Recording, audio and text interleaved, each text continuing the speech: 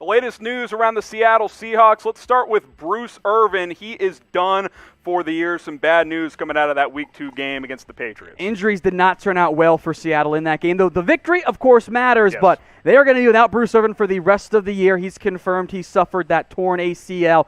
He was a linebacker for Seattle, kind of a strong side linebacker. His main role, though, was rushing the pass. That's what he did for the most part. So from that perspective, he is an edge rusher for Seattle.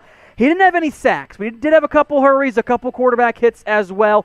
For a team, by the way, that has really struggled at getting after the quarterback. And with Irvin off the roster right now, L.J. Collier showed some flash, especially late in that game. I know he's your boy, Harrison, that big-time tackle for loss. That play on Cam Newton to seal the game was huge, obviously. But you make a good point, Tom. Not only has this team struggled to get after the quarterback, they've especially struggled from the guys that need to get after the quarterback. Sure, Jamal Adams can give you 5, 6, 7 snaps from a safety, which is nice to have, but that doesn't need to lead the team in sacks. Like, you got to have someone on that front to give you some pressure, and Bruce Irvin was a guy, at least in theory, that was going to provide some of that, and he is now done for the year. In terms of like a likelihood of who was going to lead Seattle in sacks, before the Jamal Adams addition and all that, I think Irvin would have been one of the front runners. Benson Mayowa has shown some flashes as well. But outside of Jamal Adams, this is not a team that is generating consistent pass rush. Now one of the guys you were hoping for is no longer there, and now you're looking for kind of an edge rusher, linebacker hybrid. We will do some replacements on our Seahawks channel tomorrow.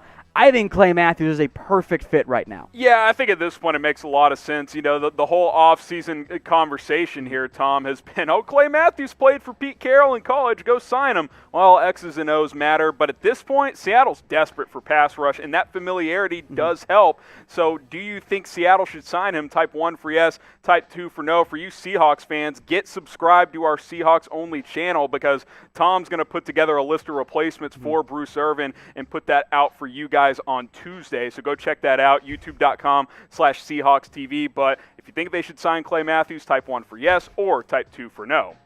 And this one just came through the pipeline here, Tom. Marquise Blair done for the year, and I don't know about you, but this secondary has problems. That's a big loss for Seattle. They had moved Marquise Blair from safety into this kind of nickel corner safety hybrid role, and it was a wonderful surprise because he was not expected to handle that role. He'd never been a nickel corner before. And Pete Carroll was super impressed. He'd locked down that role. When Quandre Diggs was ejected, he kind of played some safety as well. But then KJ Wright came in late and low, and you could tell the minute that contact happened, it was not a good injury for Marquise Blair. Yep. He's expected to be out for the season. So Ugo Amadi, who wasn't great in terms of last year and even the limited reps he's had this season, he's probably next up at nickel. Maybe Seattle moves a Griffin or Dunbar in that role on passing downs, kicks Trey Flowers on the outside. But this is a big-time loss for the Seattle Seahawks. Two really starters for this team, and Bruce Irvin and Blair now out for the year. That hurts. And look, as good as Cam Newton was on Sunday night, and he was fantastic, Julian Edelman and N'Keal Harry were getting open on just about every play. Yes, they were. Especially down the stretch. That's a problem. Those are good players.